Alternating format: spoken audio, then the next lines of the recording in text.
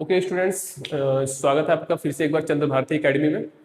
और जैसा कि हमने लास्ट लेक्चर में चैप्टर सेकेंड को फिनिश किया था, और आज हम चैप्टर सेकेंड से जो भी पीवाईक्यूज पूछे गए हैं, ठीक है, मोस्ट ऑफ द पीवाईक्यूज को हम क्या करेंगे, कवर करेंगे। ठीक है, तो चलते हैं नेक्स्ट स्लाइड पे, देखते हैं। सबसे पहला क्वेश्चन, ये जो तीनों क्वेश्चन आप लोग के सामने दिख रहे होंगे, ये तीनों इन्हीं तीनों टॉपिक से हैं। ठीक है, जैसे लाइकेन, प्रियॉन्स और प्रोकैरियोट्स से। ठीक है, देखिए ध्यान से, जो पहला क्वेश्चन है उसमें क्या बोला जा रहा है कि symbiotic association between fungi and algae are called. बताया गया था आप लोग को, बिल्कुल डायरेक्ट क्वेश्चन है ये। पहले ही बताया था कि जो सिम्बायोटिक एसोसिएशन होता है फंजाई और एल्गी के बीच में, उसे हम लोग क्या बोलते हैं, लाइकेन बोलते हैं। क्या बोलते हैं, लाइकेन। ठीक है, क्या बोलते हैं इसको, लाइकेन बोलते हैं। जैसे आप लोग को याद होगा, मैंने ये बताया था कि जब फंजाई और एल्गी एक साथ एसोसिएशन करते हैं तो होता क्या है कि फंजाई तो हेट्रोट्रॉफ होता है, तो अपना फूड खुद से नहीं बना सकता है। लेकिन जो एल्गी होता है वो फोटोसिंथेसिस कर पाता है, अपना फूड बना सकता है। ठीक है, तो दोनों जब एसोसिएशन में एक साथ रहते हैं तो दोनों को म्यूचुअल बेनिफिट होता है, यानी कि एक दूसरे से दोनों को बेनिफिट है। जैसे अगर फोटोसिंथेसिस एल्गी करता है तो फोटोसिंथेसिस से जो फूड बनेगा, ठीक है, या जो फोटोसिंथेसिस का प्रोडक्ट होगा उसको यूज दोनों मिलके करेंगे। एल्गी भी करेगा और क्या बोलते हैं, फंजाई भी करेगा। ठीक है, तो और यानी कि एल्गी ने जो काम किया उससे दोनों को बेनिफिट हुआ। और बदले में जो फंजाई है, फंजाई क्या करता है, सरफेस एरिया को बढ़ा देता है। ठीक है, और सरफेस यानी कि ज्यादा फंजाई ग्रो करेगा तो सरफेस एरिया बढ़ेगा, और सरफेस एरिया बढ़ेगा तो सॉइल से वो ज्यादा न्यूट्रिएंट्स को क्या कर सकता है, एब्जॉर्ब कर सकता है। और उन न्यूट्रिएंट्स को किसको दे दिया जाएगा, एल्गी को दे दिया जाएगा, यानी कि दोनों को बेनिफिट होगा एक दूसरे से। तो इसी को हम लोग क्या बोलते हैं, एसोसिएशन बोलते हैं, म्यूचुअल एसोसिएशन बोलते हैं। ठीक है, सिम्बायोटिक एसोसिएशन। ठीक है, तो एल्गी और फंजाई के बीच में अगर सिम्बायोटिक एसोसिएशन है तो इसे क्या बोलते हैं, लाइकेन बोलते हैं। ऐसे ही एक और एग्जांपल आप लोगों को बताया गया था कि अगर फंजाई रूट के साथ क्या करता है, तो पाइनस रूट के साथ अगर एसोसिएशन बनाता है तो उसे क्या बोलते हैं, माइकोराइजर बोलते हैं। क्या बोलते हैं, माइकोराइजर। तो ये बातें आपको याद होंगी, बहुत छोटा सा बच्चा सा क्वेश्चन था ये। ठीक है, देखते हैं question number second. Mad cow disease is caused by, जैसा कि लास्ट लेक्चर में ये आप लोग को बताया गया था कि मैड काउ डिजीज जो होती है वो किसके द्वारा होती है, प्रियॉन्स, प्रियॉन्स के द्वारा होती है। और प्रियॉन्स क्या होते हैं ये भी आप लोग को बताया गया है कि रेप्लिकेशन यानी डीएनए रेप्लिकेशन, सेंट्रल डोग्मा चलने के बाद जो प्रोटीन बाहर निकल के आती है। सेंट्रल डोग्मा यानी कि डीएनए से डीएनए बने तो उसे डीएनए रेप्लिकेशन, डीएनए से आरएनए बने ट्रांसक्रिप्शन, आरएनए से प्रोटीन बने तो उसे क्या बोलते हैं, ट्रांसलेशन बोलते हैं। तो जो प्रोटीन बन के निकल के आती है, यानी कि जो प्रोटीन फॉर्म होती है सबसे पहले वो प्राइमरी नेचर की होती है। ठीक है, उसमें कुछ मॉडिफिकेशन होते हैं या उनकी कुछ अलग अलग फोल्डिंग होती है। ठीक है, तो प्राइमरी से सेकेंडरी स्ट्रक्चर बनता है, फिर सेकेंडरी से टर्शियरी, और जो टर्शियरी स्ट्रक्चर होता है वही फंक्शनल स्ट्रक्चर होता है प्रोटीन। ठीक है, तो अगर प्रोटीन क्या हो जाए, मिस फोल्डेड हो जाए तो नॉन फंक्शनल हो जाएगी, और नॉन फंक्शनल होती है तो क्या होने लगती है, एक्मुलेट होने लगती है एक जगह, और उसकी वजह से क्या होता है, डिजीज होता है। तो सबसे पहले ये जो मैड काउ डिजीज था वो किसके द्वारा होता है, प्रियॉन के द्वारा होता है, और यही सबसे पहले डिजीज डिस्कवर भी हुआ था जो प्रियॉन से होने वाला डिजीज है। क्वेश्चन नंबर थर्ड की बात करते हैं। क्वेश्चन नंबर थर्ड में क्या पूछा जा रहा है, which of the following is not a prokaryote, इनमें से कौन ऐसा ऑर्गेनिज्म है जो प्रोकैरियोट नहीं है। ठीक है, देखेंगे। बैक्टीरिया, बैक्टीरिया तो प्रोकैरियोट होता है। ठीक है, पहले से पता है। ब्लू ग्रीन एल्गी यानी कि बीजीए, ये भी एक तरीके का क्या है, प्रोकैरियोट है। ठीक है, माइकोप्लाज्मा, माइकोप्लाज्मा भी प्रोकैरियोट है। लेकिन जो लास्ट लास्ट चीज हमने पढ़ी थी, ठीक है, जो लास्ट किंगडम पढ़ा था हमने, फंजाई वाला। ठीक है, तो फंजाई को बताया गया था कि ये हेट्रोट्रोपिक नेचर के होते हैं और क्या होते हैं, यूकैरियोटिक होते हैं। क्या होते हैं, यूकैरियोटिक। ठीक, आई बात समझ में। इन तीनों क्वेश्चन में तो कोई डाउट नहीं होना चाहिए। ठीक है, मूव करते हैं अगले स्लाइड पे। क्वेश्चन नंबर 4 को देखते हैं। क्वेश्चन नंबर 4 में ये पूछा जा रहा है कि main criteria for 5 kingdom classification. ठीक है, जो 5 किंगडम का क्लासिफिकेशन था जिसको आर एच विटेकर ने दिया था, उसका मेन क्राइटेरिया था क्या, यानी कि बेसिस क्या था उस क्लासिफिकेशन को करने के लिए, किस बेस पे क्लासिफिकेशन किया गया था वो। ठीक है, उसी के बारे में बात कर रहे हैं। तो जैसा कि हमने पढ़ा था लेक्चर्स में कि सेल स्ट्रक्चर था बेसिस, बॉडी का ऑर्गेनाइजेशन भी था बेसिस। ठीक है, प्रेजेंस ऑफ फ्लैजिलम। ठीक है, ऐसा कभी हमने नहीं बताया, यानी कि ये वाला ऑप्शन गलत होगा, ठीक है। रिप्रोडक्शन था बेसिस, ठीक है। फाइलोजेनेटिक रिलेशनशिप्स के बारे में भी आप लोगों को बताया गया था, यानी कि जो मेन क्राइटेरिया है इसमें वो बस एक ही नहीं है, यानी कि फ्लैजिलम के बारे में कभी भी विटेकर ने बात नहीं की थी कि फ्लैजिलम यानी कि presence and absence of flagellum के बेसिस पे क्या किया जाएगा, एनिमल्स को क्लासिफाई किया जाएगा, ठीक है, या ऑर्गेनिजम्स को क्लासिफाई किया जाएगा। तो ये ऑप्शन गलत है। अगर ये ऑप्शन गलत है तो देखेंगे जिस ऑप्शन में सी नहीं होगा वही सही होगा आपका, ठीक है। जैसे A B D E, A B C, यानी कि सी ये गलत है, सी इसमें भी है, ए बी ई, ठीक है, ए बी ई भी नहीं होगा क्योंकि A B E, A B E, ठीक है, डी की बात नहीं कर रहा है, ठीक है, डी है, डी रिप्रोडक्शन का तरीका था उसमें, ठीक है। तो सी इसमें है तो ये भी ऑप्शन गलत होगा, डी वाला ऑप्शन भी गलत है, ठीक है। यानी कि और सी में क्या नहीं है, सी में ये डी नहीं इंक्लूड किया गया, यानी कि इसको भी गलत करेंगे। मोस्ट करेक्ट जो होगा वो कौन होगा, option A B D and E, यानी कि cell structure, body organisation, reproduction और फाइलोजेनेटिक रिलेशनशिप जो था, यही मेन क्राइटेरिया था क्लासिफिकेशन किसके, आर.एच. व्हिटेकर के। आया बात समझ में। मूव करते हैं अगले क्वेश्चन की तरफ। कह रहा है कि arrange in increasing order of body organisation complexity, यानी कि ये जितने सारे स्टेटमेंट्स आपको दिए गए हैं नीचे, इनको ऐसे अरेंज करना है कि बॉडी कॉम्प्लेक्सिटी कैसे बढ़ी है, ठीक है, यानी कि बॉडी ऑर्गेनिज्म कैसे कॉम्प्लेक्स होते गए हैं, इन चीजों को क्या करना है, बताना है, ठीक है। तो कह रहा है कि जैसे अगर मैं एक कॉन्सेप्ट बताता हूँ आप लोग को, वहां से एक कॉन्सेप्ट आसानी से हो जाएगा। मिलियंस ऑफ ईयर अगो जब अर्थ बहुत ज्यादा गर्म थी, ठीक है, बहुत ज्यादा गर्म थी, तो बहुत ज्यादा बारिश हुआ, बारिश होने के बाद से धीरे धीरे धीरे धीरे अर्थ क्या हुई, ठंडा हुई, ठंडा होने के बाद ऐसा हुआ कि बारिश होती रही, बारिश होती रही, यानी कि अर्थ के ऊपर वाटर बढ़ा, यानी कि, ठीक है। तो सबसे पहले जो आए होंगे, अगर नॉर्मली भी सोचा जाए तो सबसे पहले जो ऑर्गेनिज्म निकल के आए होंगे वो प्रोकैरियोटिक होने चाहिए, क्योंकि प्रोकैरियोटिक ही क्या है, बिल्कुल प्रिमिटिव टाइप का है, क्योंकि उनका न्यूक्लियस भी प्रिमिटिव टाइप का है, ठीक है। यानी कि सबसे पहले प्रोकैरियोटिक होगा नॉर्मली अगर सोचे तो। प्रोकैरियोटिक में भी सबसे पहले यूनिसेलुलर ऑर्गेनिज्म आया होगा, क्योंकि एक सेल से बना हुआ है, ठीक है। धीरे धीरे और चीजें कॉम्प्लेक्स हुई होंगी, यानी कि प्रोकैरियोटिक से यूकैरियोट आया होगा सबसे पहले, यूकैरियोट में भी सिंगल सेलर आया होगा, फिर मल्टी सेलर आए होंगे, ठीक है, ऐसे सोच सकते हैं। यानी कि सबसे प्रिमिटिव चीजें जो आई हैं वो सबसे पहले आई है, वही वाला कॉन्सेप्ट यहाँ पे अप्लाई करना है। तो वही बोल रहे हैं कि अरेंज करना है इंक्रीजिंग ऑर्डर में बॉडी ऑर्गेनाइजेशन कॉम्प्लेक्सिटी के बेसिस पे। तो सबसे पहले इसमें देखेंगे, कह रहा है कि multicellular heterotrophs with chitin cell wall, नहीं ये तो नहीं होगा, मल्टी सेलर की बात कर रहे हैं। सबसे पहले हम ढूंढेंगे प्रोकैरियोट कहाँ पे, ठीक है, प्रोकैरियोट। कह रहा है कि देखेंगे ऑप्शन सी में, सी को देखेंगे, ऑप्शन सी को, prokaryotes with polysaccharide plus amino acid wall, यानी कि ऐसे प्रोकैरियोट्स आए थे, ठीक है, ऐसे प्रोकैरियोट्स आए थे जिनका सेल वॉल जो था किससे बना हुआ था, पॉलीसेकेराइड और अमीनो एसिड से, यानी कि सी वाला ऑप्शन सबसे पहले होना चाहिए, ठीक है, प्रोकैरियोट। प्रोकैरियोटिक के बाद देखेंगे यूकैरियोटिक आया होगा, ठीक है। तो कह रहा है यूकैरियोटिक देखेंगे, यूकैरियोटिक तो दो जगह है, ठीक है। कह रहा है कि eukaryotic autotrophs with tissue organ level, tissue level नहीं, पहले तो सेल लेवल पे आया होगा, यानी कि देखेंगे सबसे पहले सी के बाद ई होना चाहिए, eukaryote with cellular body organisation, यानी कि पहले एक सेल होगी ना, यूकैरियोटिक में ही आया होगा तो पहले यूनिसेलर आया होगा, अभी मैंने कुछ टाइम पहले ही आप लोग को बताया, यानी कि जो ये वाला ऑप्शन है वो दूसरे नंबर पे होगा, यानी कि सी के बाद ई होना चाहिए, ठीक है, सी के बाद क्या होना चाहिए, ई होना चाहिए, ठीक। और ई के बाद यानी कि जब यूनिसेलर आया होगा तो यूनिसेलर धीरे धीरे मल्टी सेलर बने होंगे, कॉम्प्लेक्स हुई होगी, ठीक है, बॉडी इनकी। तो कह रहा है कि कॉम्प्लेक्सिटी आई होगी, तो ऐसा नहीं आया होगा कि सबसे पहले ये फोटोसिंथेसिस करने लगे होंगे, क्योंकि at the time of starting क्या था, जो अर्थ जब कूल हो रही थी तो फूड जो था केमिकल फॉर्म में था और बहुत ज्यादा अमाउंट में अवेलेबल था, ठीक है।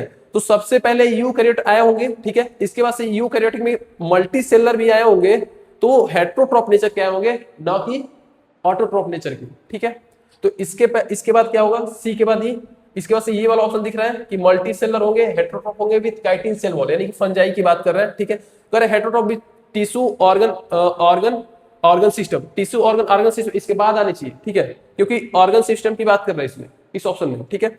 यानी कि सी के बाद ई के बाद ए होना चाहिए, ठीक है, ठीक है, सी के बाद ई ए, ऐसा ऑप्शन देखेंगे कहीं दिख रहा है क्या, सी ई ए, ठीक है। उसके बाद से अगर बी को देखते हैं, ये ऑप्शन तो मैच कर रहा है यहाँ तक, ऑप्शन बी वाला CEA। बी देखेंगे, बी में कह रहा है कि heterotrophs with tissue organ system level, ठीक है, बी को अगर रखते हैं। फिर डी को देखेंगे कि eukaryotic autotroph with tissue organ level, ठीक है, सही है। कह रहा है कि पहले हेट्रोट्रॉप आए होंगे, बी वाला ऑप्शन आएगा इसके पास से, बी वाला ऑप्शन। पहले हेट्रोट्रॉपी आए होंगे, भले टिश्यू ऑर्गन लेवल सिस्टम पे उनकी बॉडी ऑर्गेनाइजेशन हो, लेकिन होंगे तो हेट्रोट्रॉप, क्योंकि फूड बहुत ज्यादा अमाउंट में अवेलेबल था, ठीक है। तो CEA बी, और लास्ट में हम रखेंगे किसको, डी को। और धीरे धीरे और कॉम्प्लेक्सिटी आई होगी और ज्यादा इवोल्यूशन हुआ होगा, तो eukaryotic autotrophs with tissue organ level आए होंगे, यानी कि CEA बी और डी। यानी कि इसके अकॉर्डिंग देखा जाए तो ऑप्शन क्या है, बी सही होगा इसका, ठीक है। आई बात समझ में। चलिए देखते हैं क्वेश्चन नंबर क्या है, क्वेश्चन नंबर 6 को, ठीक, 5 तक कर लिया हमने। क्वेश्चन नंबर 6 की बात करते हैं। ये आपका है किंगडम फंजाई से, और एक उसी का मेंबर था ड्यूटेरियोमाइस्टिस, एस्कोमाइस्टिस, ये पढ़ा था ना हमने, ठीक है। तो वही ड्यूटेरियोमाइस्टिस, ये दो टॉपिक से ही मिलकर क्वेश्चन है।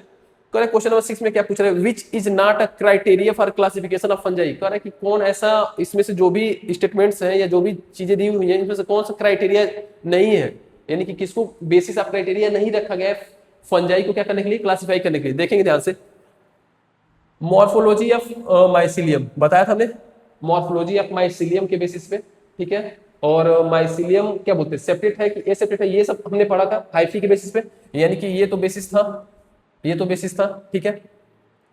हमको ऐसा ढूंढना है जो बेसिस ना हो। करे कि mode of nutrition, mode of nutrition देखते हैं। मोड ऑफ न्यूट्रिशन के बारे में बात नहीं की थी, लेकिन देखते हैं आगे वाला स्टेप। करे कि mode of spore formation fruiting body, इसकी तो बात की थी ना हमने कि फंजाई का क्लासिफिकेशन हुआ तो इस बेसिस पे हुआ कि कौन सा ऐसा ग्रुप है जो अलग तरह का क्या बना रहा है, फ्रूटिंग बॉडी बना रहा है, और अलग तरह के फ्रूटिंग बॉडी बनाने से क्या बन रहा है, अलग तरह के स्पोर्स बन रहे हैं, ठीक है। आई बात समझ में। जैसे एस्कोमाइस्टिस में बात करें तो एस्कस बन रहा था, बताया था हमने। बैसिडियोमाइस्टिस में बात करें तो इसको बैसिडिया बन रहा था, यानी कि इनके बेसिस पे तो क्लासिफिकेशन किया गया था। सी वाली बात कर रहे हैं, mode of spore formation and fruiting body, सबके अंदर फ्रूटिंग बॉडी का अगर नाम बता रहे थे तो अलग अलग था, ठीक है। बैसिडियो का, एस्को का, ऐसा हमने बताया था, ठीक है।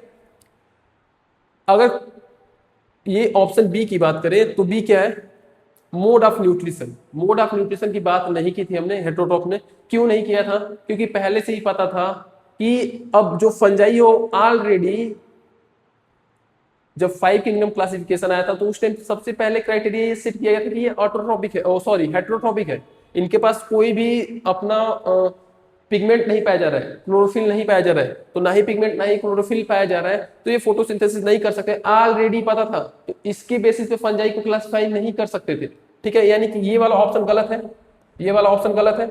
आई बात समझे। और जो गलत है वही सही है। क्वेश्चन में क्या पूछा है, which is not a criteria for classification of fungi, यानी कि जो भी क्राइटेरिया दिए गए हैं नीचे, उनमें से कौन ऐसा क्राइटेरिया है जो गलत है, जो गलत है वही सही है। तो देखेंगे इसका आंसर क्या होगा, इसका आंसर क्या होगा देखेंगे, जो गलत है वही सही होगा ना। ऑप्शन तो पूछा है, आंसर में तो ये पूछ रहा है क्वेश्चन में कि जो गलत है उसको आपको बताना है, तो जो गलत है वही तो सही होगा। आई बात समझ में, जो गलत है वही क्या होगा, सही होगा। तो इसके लिए हम किसको सेलेक्ट करेंगे, किस ऑप्शन को, ऑप्शन बी को, यानी कि ऑप्शन बी ही गलत है, जो गलत है वही ऑप्शन क्या है भाई, सही है। यही ऑप्शन क्या है, सही है। यानी कि मोड ऑफ न्यूट्रिशन क्राइटेरिया नहीं होता है फंजाई के क्लासिफिकेशन का, ठीक है। बात करते हैं क्वेश्चन नंबर 7 की, ठीक है। क्वेश्चन नंबर 7 में कह रहा है कि the asexual spores of deuteromycetes are, कह रहा है कि जो ड्यूटेरोमाइस्टिस है ये भी एक फंजाई का ही क्या है, क्लास है, ठीक है। फंजाई के 4 क्लासेस बताए गए थे आप लोग को, उसी में से एक ड्यूटेरोमाइस्टिस भी है। कह रहा है कि ड्यूटेरोमाइस्टिस में जो एसेक्सुअल स्पोर बनता है उस स्पोर का नाम बताना है आप लोग, ठीक है। तो जो एसेक्सुअल स्पोर बनता है ड्यूटेरोमाइस्टिस में वो क्या होता है, कोनिडिया होता है, हमने बताया था आप लोग, ठीक है, याद रखेंगे क्या होता है, कोनिडिया, ठीक है। बैसिडियो स्पोर्स तो बैसिडिया में पाए जाएंगे, बैसिडियोमाइस्टिस में पाए जाएंगे, ठीक है। आई बात समझ में। चलते हैं नेक्स्ट क्वेश्चन पे, देखते हैं। अब ये जो 2 क्वेश्चन आपको सामने दिख रहे हैं ये माइकोप्लाज्मा और साइनोबैक्टीरिया के क्वेश्चंस हैं, देखेंगे क्या पूछ रहे हैं। स्टेटमेंट क्वेश्चन नंबर 8 को पहले देखेंगे, ये स्टेटमेंट वाले क्वेश्चंस हैं, ठीक है। आपको ये बताना है कौन सा स्टेटमेंट सही है कौन सा स्टेटमेंट गलत है, ये बताना होगा। तो सबसे पहला स्टेटमेंट है, कह रहा है कि mycoplasma can pass through less than 1 micron filter size, कह रहा है कि 1 माइक्रोन का फिल्टर साइज है और उससे माइकोप्लाज्मा आसानी से पास कर सकता है। ये बात सही है कि गलत है? ठीक है। फिर दूसरा स्टेटमेंट ये पूछ रहा है कि mycoplasma are bacteria with cell wall. ये दूसरा स्टेटमेंट, तो जो दूसरा स्टेटमेंट है वो डायरेक्टली गलत है, क्योंकि कैरलस लीनियस का जो क्लासिफिकेशन था उसका सबसे बड़ा ये डिसएडवांटेज था कि इसके पास सेल वॉल न होने के बावजूद भी इसको प्लांट के ग्रुप में यानी कि प्लांट किंगडम में रखा गया था। ये आप लोग को मैं कई बार बता चुका हूं ये बात, ठीक है। यानी कि जो ये वाला स्टेटमेंट है ये तो पक्का गलत है। ये क्या है? पक्का गलत है। यानी कि देखेंगे इससे तो आंसर नहीं निकालेंगे। माइकोप्लाज्मा की बात करते हैं। माइकोप्लाज्मा को हमने बताया था कि जो माइकोप्लाज्मा होते हैं इनका साइज 0.1 माइक्रोन टू 0.3 माइक्रोन तक वेरी करता है। ये हमने पढ़ा है कि जो माइकोप्लाज्मा का साइज है वो 0.1 माइक्रोन टू 0.3 माइक्रोन तक वेरी करता है। और यहां पे क्या बोल रहा है कि 1 माइक्रोन फिल्टर पेपर से ये पास कर जाएगा क्या? भाई 1 माइक्रोन फिल्टर पेपर से ये आसानी से पास कर जाएगा। इसलिए पास कर जाएगा क्योंकि ये जो दोनों है ये दोनों 1 माइक्रोन से क्या है, ये छोटे हैं। 1 माइक्रोन से क्या होते हैं? ये छोटे हैं, ठीक है। यानी कि 1 माइक्रोन बड़ा होगा, जाहिर सी बात है। तो 1 माइक्रोन से ये 0.1 का हो या 0.3 का हो या 0.9 तक का भी होगा, जब भी 1 माइक्रोन के फिल्टर पेपर से ये आसानी से क्या हो जाएगा, फिल्टर हो जाएगा। यानी कि स्टेटमेंट फर्स्ट जो है ये क्या है, करेक्ट है। देखेंगे ऑप्शन में कह रहा है कि option A first correct second incorrect, ठीक है, सही है। फर्स्ट इनकरेक्ट सेकेंड करेक्ट, गलत है ये बात। यानी कि ऑप्शन ए ही क्या है, सही है। पहला स्टेटमेंट सही बोल रहा है, सेकेंड वाला जो बोल रहा है वो क्या है, गलत बोल रहा है। आई बात समझे। यानी कि क्वेश्चन नंबर 8 देखे। अब देखते हैं क्वेश्चन नंबर 9 को। कह रहा है विच स्टेटमेंट इज करेक्ट। इसमें से ये बताना है कि कौन सा स्टेटमेंट जो है वो करेक्ट है, ये बात बतानी है, ठीक है। करेक्ट स्टेटमेंट, ये चीजें हमेशा ध्यान देंगे कि पूछ क्या रहा है क्वेश्चन में, करेक्ट पूछ रहा है या इनकरेक्ट पूछ रहा है, ये चीजें हमेशा फोकस में रखेंगे, ठीक है। जैसे पहला ऑप्शन कर रहा है कि cyanobacteria autotrophic organism classified under kingdom Monera, ठीक है। दूसरा ऑप्शन कर रहा है mycoplasma have DNA ribosome and cell wall. अभी इसी क्वेश्चन में बताया हूं कि माइकोप्लाज्मा के पास कोई सेल वॉल नहीं होता है, ठीक है। ये सबसे बड़ा डिसएडवांटेज था किसका, two kingdom classification of Carolus Linnaeus का, ठीक है। फिर दूसरा बात कर रहा है slime moulds are saprophytic organisms classified under kingdom Monera. ये भी स्टेटमेंट गलत ही है, ठीक है। बैक्टीरिया एक्सक्लूसिवली हेटेरोट्रोपिक ऑर्गेनिज्म, नहीं, कुछ ऐसे बैक्टीरिया होते हैं जो ऑटोट्रोपिक होते हैं, हो सकता है कीमो ऑटोट्रोप्स हो। आई बात समझ में। स्लाइम मोल्ड्स जो होते हैं वो saprophyte organism classified under kingdom Monera. Monera के अंदर ये आते हैं क्या स्लाइम मोल्ड्स? नहीं, मोनेरा के अंदर तो शायद नहीं आते, ठीक है। कोई नहीं, पहला स्टेटमेंट तो सही है ना। Cyanobacteria autotrophic organism classified under kingdom Monera, यानी कि साइनोबैक्टीरिया एक ऐसा ऑटोट्रोपिक ऑर्गेनिज्म है जो क्लासिफाई किया गया उसको मोनेरा के अंदर, साइनोबैक्टीरिया मोनेरा के अंदर ही आता है। आया बात सुनिए, ठीक है। चलते हैं नेक्स्ट क्वेश्चन पे। यहाँ पे आपको 3 क्वेश्चंस मिलेंगे, तीनों है वायरस, वायरॉइड, प्रियन, किससे, फंगल से, यानी कि फंजाई से, ठीक है। देखते हैं सबसे पहले, mad cow disease in cattle and Jacob disease in human are due to infection by mad cow disease. पहला ही क्वेश्चन था ये, मैड काउ डिजीज। बस इसमें एक और डिजीज को ऐड किया कि किससे होता है। मैड काउ अगर लिखा है यानी कि प्रियन से ही होता है, ठीक है। उसके साथ जो भी है तो प्रियन से ही होगा वो। आए बात सुनने। क्वेश्चन 11 की बात करते हैं, विच स्टेटमेंट इज करेक्ट। इसमें से बताना है कि कौन सा स्टेटमेंट ऐसा है जो करेक्ट है। Organism that depend on living plant are called saprophyte. Organism that depend on living plants are called saprophyte. No, saprophyte नहीं, ठीक है, उनको पैरासाइट बोलते थे। क्या बोलते थे? पैरासाइट। सैप्रोफाइट तो उनको बोलते हैं ना जो डेड एंड डीके मटेरियल पे फीड करते हैं, ठीक है। तो ये वाला स्टेटमेंट तो गलत है भाई, पहला स्टेटमेंट तो रॉन्ग हुआ, आंसर हो नहीं सकता। Some organisms can fix atmospheric nitrogen in specialized cells called sheath cell। कह रहा है कि सम, ये यहां तक सही लिखा है भाई, यहां तक तो सही लिखा है इसने कि कुछ ऐसे ऑर्गेनिजम्स होते हैं जो एटमॉस्फेरिक नाइट्रोजन को अपने स्पेशलाइज्ड सेल से फिक्स कर सकते हैं, लेकिन वो सेल शीथ सेल नहीं होती है भाई, ये शीथ सेल नहीं होती है, ये होती है हेट्रोसिस्ट। पढ़ा था हमने, जिसका आउटर लेयर थोड़ा सा थिक होता है ताकि O2 अंदर न जा पाए, और O2 अंदर नहीं जाएगा तो जो नाइट्रोजन फिक्सिंग या जो नाइट्रोजन फिक्सेशन करने वाला एंजाइम नाइट्रोजिनेज एंजाइम है उसको ये रोक नहीं पाएगा, क्योंकि नाइट्रोजिनेज एंजाइम O2 सेंसिटिव होता है। O2 जैसे ही उसके साथ मिला, यानी कि O2 के जैसे ही कांटेक्ट में आया तो नॉन फंक्शनल हो जाता है, ठीक है। यानी कि स्टेटमेंट बी भी जो है वो क्या होगा, गलत होगा। The fusion of 2 cells is called karyogamy. Karyogamy तो नहीं बोलते हैं, कैरियोगेमी में 2 न्यूक्लियस फ्यूज होने चाहिए, ठीक है। कैरियोगेमी में 2 न्यूक्लियस, यानी कि कैरियन का मतलब आप लोग को बताया गया था लेक्चर्स में, ठीक है, कि कैरियन मतलब क्या होता है, यानी कि दो न्यूक्लियस जब फ्यूज करेंगे ना तब उसको कैरियोगेमी बोलेंगे, ठीक है। छोड़ते हैं अब इसको। ऑप्शन नंबर डी को देखते हैं, fusion of protoplasm between two motile और non motile gametes is called plasmogamy, यानी कि ये स्टेटमेंट सही है, तो ये गलत है। क्यों गलत है? क्योंकि कैरियंस आपस में मिक्स करते हैं तो उनको कैरियोगेमी, यानी कि न्यूक्लियस जब आपस में फ्यूज करेंगे तब उनको क्या बोलेंगे, तब उनको क्या बोलेंगे हम लोग, न्यूक्लियस अगर आपस में फ्यूज करते हैं तब उनको कैरियोगेमी बोलेंगे, और जब प्रोटोप्लाज्म आपस में फ्यूज करते हैं तो उनको प्लाज्मोगेमी बोलते हैं। ऐसा पढ़ाया जा चुका है आप लोग को, ठीक है। तो इसके लिए जो ऑप्शन डी है वो क्या होगा, आंसर सही होगा। क्वेश्चन नंबर 12 की बात करते हैं, which is correct about viroids, viroids के लिए क्या करेक्ट है? They have DNA with protein code, viroids के पास प्रोटीन कोड था, कल ही तो पढ़ा था हमने।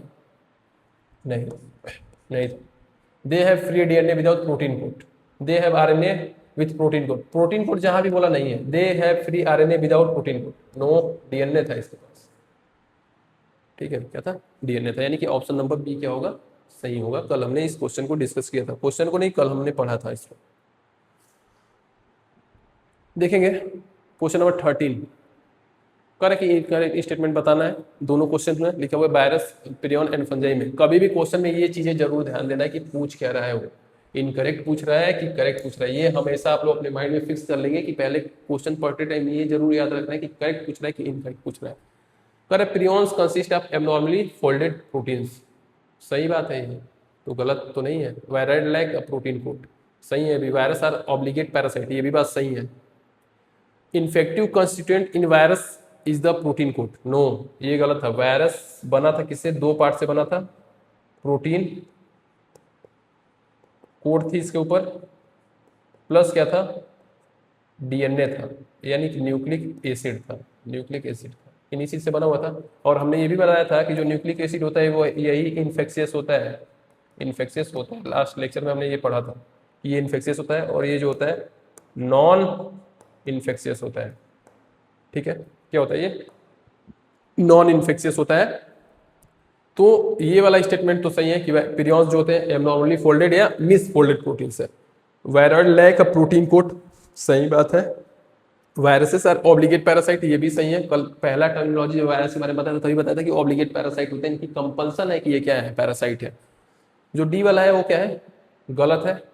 और जो गलत स्टेटमेंट है वही स्टेटमेंट क्या है, इस क्वेश्चन का आंसर है। क्या है इस क्वेश्चन का आंसर, आई बात समझो, जो गलत स्टेटमेंट है वही क्या है, इस क्वेश्चन का आंसर है, ठीक है। देखेंगे, बार बार मैं बता रहा हूं कि जब भी क्वेश्चन पढ़ना है आप लोग को, उसमें ये जरूर देखते रहना है कि क्वेश्चन में पूछा क्या जा रहा है, इनकरेक्ट पूछ रहा है या करेक्ट पूछ रहा है, ठीक है। ये चीजें हमेशा देख लेनी है, करना क्या है। तो कह रहा है कि इसमें जो इनकरेक्ट है वही करेक्ट है, यानी कि यही आंसर क्या होगा इसका, सही होगा, ठीक। क्वेश्चन नंबर 14 की बात करते हैं। अगर कह रहे हैं कि which statement is incorrect, yeast have filamentous body with long thread like hyphae, ठीक है, yeast, morels and truffles are edible delicacies, ठीक है, सही है। Claviceps is a source of many alkaloids and LSD, ये भी सही है। Conidia are produce exogenously and एसोका इंडोजेनसली, ये तो कल हमने पढ़ा था, ये स्टेटमेंट बिल्कुल सही होगा, ठीक है, ये भी स्टेटमेंट सही होगा, ठीक है। इसको भी हमने बताया था कि एल्कोलाइड्स और एलएसडी के मेन जो सोर्स होते हैं वो क्या होते हैं, कैलाविसेप्स होते हैं, ठीक है। मोरस एंड ट्रफल्स जो होते हैं एडिबल होते हैं, ये हमने बता रखा है आपको। बात हो रही है पहले ऑप्शन की, तो पहला ऑप्शन गलत क्यों है ये मैं बताता हूँ आप लोगों को। कह रहा है कि ईस्ट है filamentous body with long thread like hyphae, east के बारे में हमने कभी नहीं बोला था। जैसे साइक्रोमाइसिस के बारे में हमने ईस्ट के बारे में बात की था कि ईस्ट दो तरीके के होते हैं, ठीक है। साइक्रोमाइसिस की दो स्पीशीज होती है, दोनों अलग अलग जगह पे यूज होती है। अगर बेकरी के अंदर यूज होती है तो उन्हें बेकर्स ईस्ट बोला जाता है। अगर अल्कोहल इंडस्ट्री या ब्रेवर इंडस्ट्री के अंदर यूज होती है तो उन्हें ब्रेवर्स ईस्ट बोला जाता है। वो फिलामेंटस नहीं होते हैं, वो सर्कुलर होते हैं, यानी कि स्फेरिकल होते हैं। बताया गया था ये बात आप लोग को, ठीक है। यानी कि ये वाला स्टेटमेंट गलत है, और जो गलत है वही क्या है, सही है। क्या है वो, सही है। तो जो गलत है स्टेटमेंट वही क्या है, सही है। आई बात समझ में आप लोग को, जो गलत स्टेटमेंट है वही क्या है, सही है। तो इसका जो ऑप्शन होगा, ऑप्शन फर्स्ट क्या होगा, करेक्ट होगा। ऑप्शन क्या होगा, फर्स्ट इसका करेक्ट होगा। आई बात समझ में, ठीक है। मूव करते हैं नेक्स्ट क्वेश्चन की तरफ। ये वाला क्वेश्चन जो है साइंटिफिक नॉमेनक्लेचर एंड प्रोकैरियोट्स है, चैप्टर फर्स्ट में आप लोग को पढ़ा दिया गया, तो हो सकता है वहां से ये क्वेश्चन मैच कर दे। देखते हैं, select the correctly written scientific names of mango first described by Carolus Linnaeus. कह रहा है कि कैरलस लिनियस ने सबसे पहला जो साइंटिफिक नेम मैंगो को दिया था वो कैसे लिखा जाता है, या कौन सा ऐसा इसमें से नेम लिखा हुआ है जो सही है। ठीक है, मैंगीफेरा इंडिका लिन, ठीक है, Mangifera indica Carlin, Mangifera indica नहीं। हमने ये बताया था कि जब भी हम लोग साइंटिफिक नेम लिखते हैं तो सबसे पहला जो वर्ड होता है, ठीक है, जो जीनस होता है, तो जीनस को कैपिटल लेटर से स्टार्ट करते हैं, कैपिटल लेटर पे खत्म करते हैं। ठीक है, स्पीसीज को स्मॉल लेटर से स्टार्ट करते हैं, स्मॉल लेटर पे खत्म करते हैं, सही है। ठीक है, और लास्ट में जो साइंटिस्ट उसको उसका नॉमेनक्लेचर करता है, उसका शॉर्ट फॉर्म में ही नाम लिखा जाता है। तो ये वाला जो ऑप्शन है ये मोस्ट करेक्ट है। ठीक है, मोस्ट करेक्ट है, बिल्कुल करेक्ट है, देख लेंगे आप लोग। चैप्टर फर्स्ट में बताया गया था कि मैंगीफेरा इंडिका लीन इसको बोलते हैं। ठीक है, लीन मतलब लीनियस से मतलब है। ठीक है, क्वेश्चन नंबर 16 देखते हैं, which among the following is not a prokaryote. कह रहे हैं इसमें से कौन ऐसा है जो प्रोकैरियोट नहीं है, कौन ऐसा है जो प्रोकैरियोटिक नहीं है। जो प्रोकैरियोटिक नहीं है वही इसका क्या होगा, आंसर होगा। माइकोबैक्टीरियम प्रोकैरियोट है। Saccharomyces cerevisiae, saccharomyces cerevisiae is a east. ठीक है, saccharomyces cerevisiae is a east, यही ऑप्शन सही होगा। क्यों? क्योंकि जो सैक्रोमाइसिस है, सैक्रोमाइसिस सेरेविसी यही ईस्ट होता है, और ईस्ट बिलोंग कहां से करता है, किंगडम फंजाई से। और किंगडम फंजाई में ऐसे मेंबर्स रखे गए हैं जो क्या होते हैं, मल्टी सेलर होते हैं, हमने बताया था इस बात को। ठीक है, तो सैक्रोमाइसिस जो है वही इसका करेक्ट है कि ये प्रोकैरियोटिक नहीं है, बाकी के सारे ये जो भी है ये क्या है, प्रोकैरियोट्स है। ठीक है, आई बात सुनिए। देखते हैं यहाँ पे इस पेज में ये जो स्लाइड है इसमें 4 क्वेश्चन है, देखेंगे ध्यान से। कह रहा है कि सेल बायोलॉजी का कुछ क्वेश्चन है, फंजाई प्रोटोजोन्स के कुछ क्वेश्चन है, ध्यान से देखेंगे। कह रहा है सेलेक्ट द रॉन्ग स्टेटमेंट। इसमें से पहला जो क्वेश्चन है उसमें रॉन्ग स्टेटमेंट सेलेक्ट करना है। क्या करना है, रॉन्ग स्टेटमेंट सेलेक्ट करना है। कह रहा है cell wall is present in members of fungi in Plantae. सही है, ये तो सही है, पहला स्टेटमेंट तो सही है ना, कि सेल वॉल जो होता है present in members of fungi in plantae. Wrong statement बताना है भाई, रॉन्ग, यानी कि जो इनकरेक्ट होगा वही सही होगा answer. Mushroom belong to bacteriomycetes. Pseudopodia, इसको छोड़ते हैं कुछ टाइम के लिए। Pseudopodia are locomotory and feeding structure in sporozoans. Sporozoans में नहीं था ये, pseudopodia are locomotory and feeding structure in sporozoans नहीं, ये तो स्पोरोजोन्स में नहीं था ना, ये तो एमेबियोइड में था ना, यानी कि ये वाला तो स्टेटमेंट गलत है। एमेबियोइड में अमीबा के अंदर ना पाया जाता, ये क्या बोलते हैं स्यूडोपोडिया, जो अमीबॉइड ग्रुप में आ रहे थे उनके अंदर पाया जा रहा था, यानी कि ये वाला जो स्टेटमेंट है क्या है, गलत है। और जो रॉन्ग स्टेटमेंट है वही इसका क्या होगा, आंसर होगा, यानी कि यही वाला स्टेटमेंट क्या है, सही है। क्या है, सही है। आई बात सुन में, कह रहा है कि cell wall is present in members of fungi and plantae, ये तो सही था बात ना।